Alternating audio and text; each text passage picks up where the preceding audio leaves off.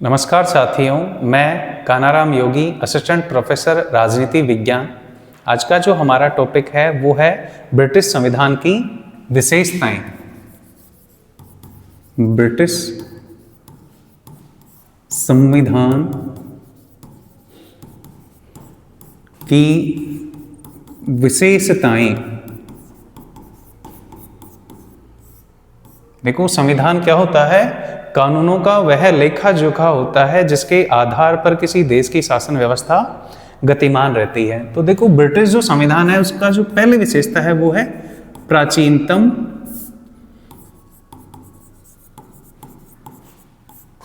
संविधान। ब्रिटिश संविधान आधुनिक राज्यों में अपन देखें तो दुनिया का सबसे प्राचीनतम संविधान है, जिसका जो विकास, संविधान का जो इतिहास है इसका, वो है आपका एंग्लो सैक्सन पीरियड से। सब एंग्लो सैक्सन काल से 5वीं सदी में, ये 5वीं शताब्दी में ये शुरुआत होती है इसकी, और 20वीं सदी तक ये निर्मित होता है। तो अपन कंपेयर करें, जैसे अमेरिका का संविधान 1789 में लागू हुआ, स्विट्जरलैंड का संविधान 1848 में लागू होता है, भारतीय संविधान 1950 में लागू होता है। तो ये क्या है, इसकी तुलना में काफ़ी नए संविधान है। तो देखो, दुनिया का सबसे जो आधुनिक राज्यों में सबसे प्राचीनतम जो संविधान है वो है ब्रिटेन का संविधान साहब। दूसरी जो इसकी विशेषता है वो है विकसित संविधान। विकसित संविधान। यहां विकसित से आशय यह है कि ब्रिटिश संविधान का निर्माण करने के लिए कोई संविधान सभा नहीं बनाई गई थी।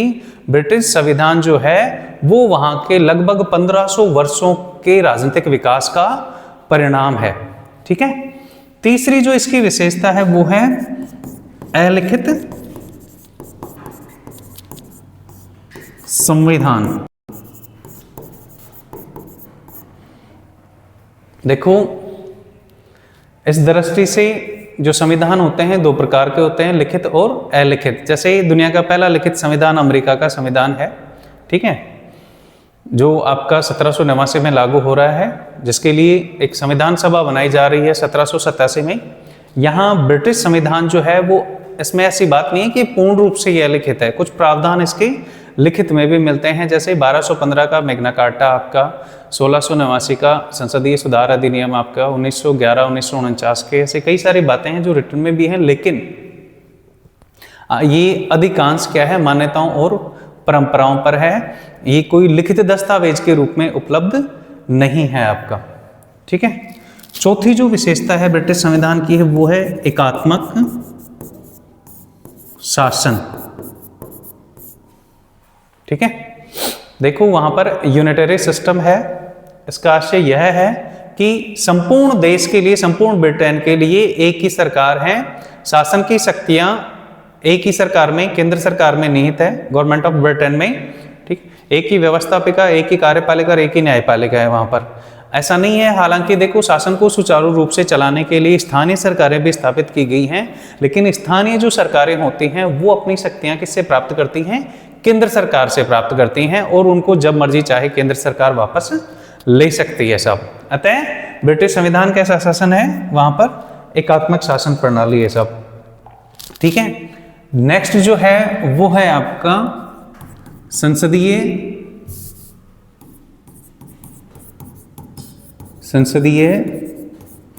शासन प्रणाली।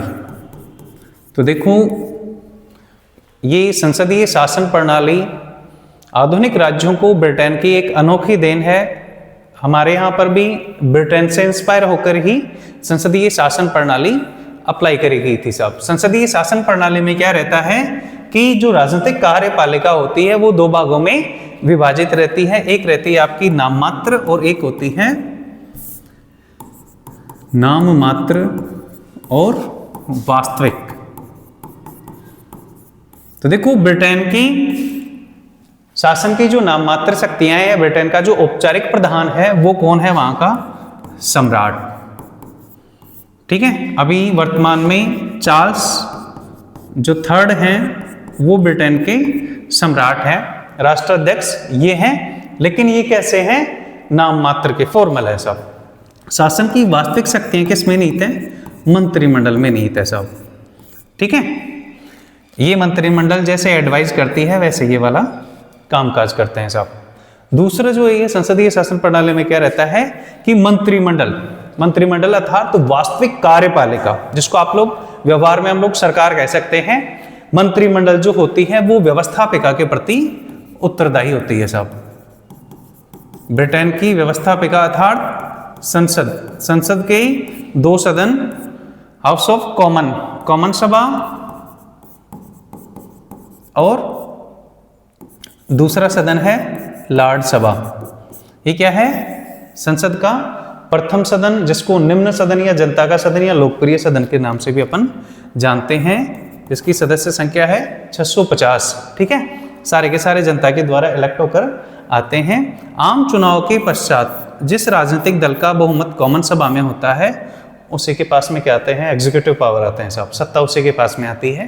तो ये जो मंत्रिमंडल जो होता है वो सामूहिक रूप से कॉमन सभा के प्रति उत्तरदायी होता है साहब, ठीक है। समझ में आया आपको। ब्रिटेन में क्या है, पार्लियामेंट्री सिस्टम है साहब, संसदीय शासन प्रणाली है, ठीक है।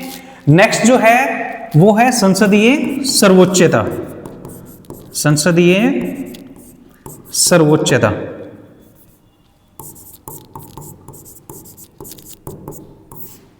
देखो, ब्रिटेन में संसदीय सर्वोच्चता के सिद्धांत को स्वीकारा गया है। ब्रिटिश संसद की तुलना में संसार की कोई भी व्यवस्थापिका शक्तिशाली नहीं है। ब्रिटिश संसद चाहे जो मर्जी कानून बना सकती है, उस पर किसी का कोई क्या है, दाब दबाव नहीं है। अर्थात ब्रिटिश संसद कुछ भी वहां की व्यवस्था में परिवर्तन कर सकती है। न्यायपालिका द्वारा ब्रिटिश संसद द्वारा बनाए गए कानूनों को अवैध करार नहीं दिया जा सकता है, ठीक है।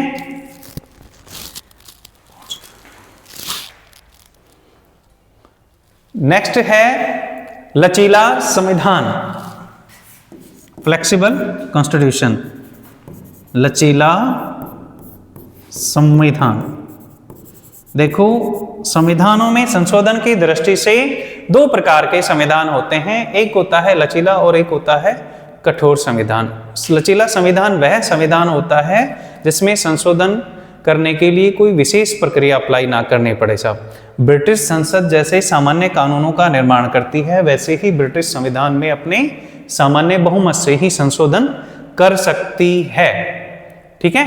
जैसे कॉमन सभा की सदस्य संख्या 650 है, इसका सामान्य बहुमत कितना हो गया, 326। इसकी सदस्य संख्या 839 है वर्तमान में, ये कोई फिक्स नहीं है बट बदलती रहती है। इसका सामान्य बहुमत कितना हो गया, बट ये ज़्यादातर निष्क्रिय रहते हैं, ठीक है। तो देखो, ये ब्रिटिश जो पार्लियामेंट है वो अपने सामान्य बहुमत से ही किसी भी प्रकार का संशोधन कर सकती है। अतः ब्रिटिश संविधान संशोधन की दृष्टि से कैसा संविधान है, लचीला संविधान है। नेक्स्ट जो है वो है विधि का शासन, रूल ऑफ लॉ, विधि का शासन। विधि के शासन से आशय यह है कि साहब शासनकर्ता और शासित क्या है, कानून के समक्ष समान है, ठीक है। उनके लिए अलग से कोई स्पेशल कोर्ट वोट नहीं होगा साहब, कोई वो ट्रीटमेंट नहीं दिया जाएगा उन लोगों को, कोई स्पेशल, जो चाहे शासक करता हो, ठीक है। उनके ऊपर भी क्या है, रूल्स रेगुलेशन सेम ही लागू होते हैं सब, जैसे आम नागरिकों के ऊपर लागू हों, ठीक है। और जो दूसरी बात है वो है कि जो शासन करता है वो सब क्या होंगे, कानून के अधीन रहेंगे। शासन का जो आधार है वो शासक की इच्छा नहीं, क्या होगा, कानून होगा, ठीक है।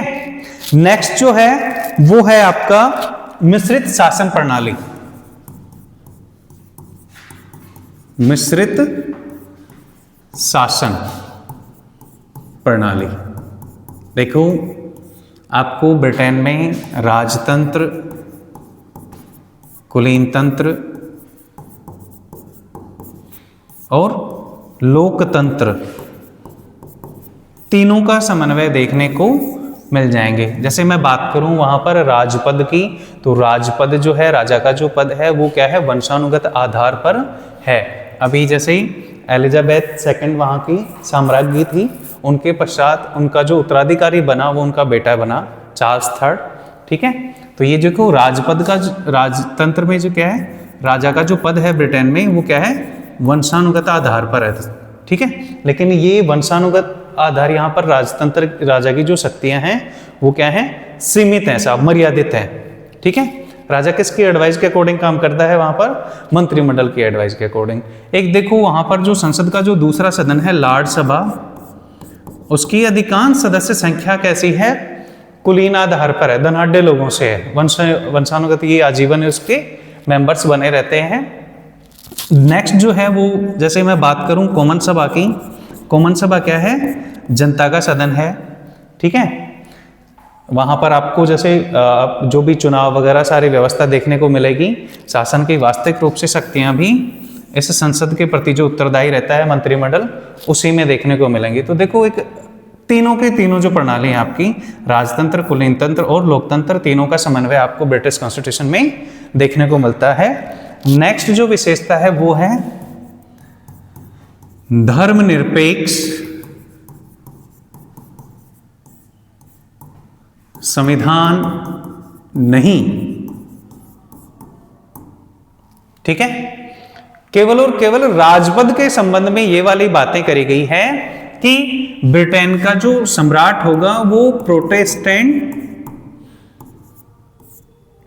ईसाई होना चाहिए साहब, अदर कोई रिलीजन का वहां का सम्राट नहीं बन सकता है। ठीक है, जैसे जनता के संदर्भ में वहां पर आप किसी भी धर्म का पालन कर सकते हो, किसी भी धर्म का व्यक्ति कोई भी पद धारण कर सकता है, कोई भेदभाव नहीं किया जाएगा धर्म के आधार पर। लेकिन आपको अगर ब्रिटेन का सम्राट बनना है तो आपको ये वाली कंडीशन पूरी करनी होगी।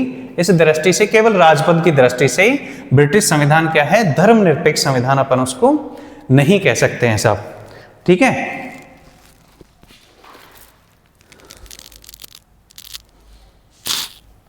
नेक्स्ट और अंतिम जो विशेषता है वो है द्विदलीय प्रणाली। ठीक है, देखो द्विदलीय प्रणाली से आशय यह है कि ब्रिटेन की जो शासन व्यवस्था है उसमें दो राजनीतिक दल मुख्य भूमिका निभाते हैं। एक सत्ताधारक होता है और एक क्या होता है, विपक्षी की भूमिका निभाता है। हालांकि ये वाली बात नहीं है कि वहां पर अन्य राजनीतिक दल नहीं है, अभी भी देखो 6 से 7 के आसपास में वहां पर राजनीतिक दल हैं, लेकिन दो दलों के अलावा जो अन्य राजनीतिक दल हैं उनकी कोई महत्वपूर्ण भूमिका नहीं होते। मैं अतीत की बात करूं, देखो अतीत में टोरी और व्हिग दल थे। ठीक है, दो ही प्रमुख दल थे। अब से कुछ समय पहले की बात करूं तब आपके अनुदार और उदार दल ये प्रमुख रहे। वर्तमान में वहां पर अनुदार और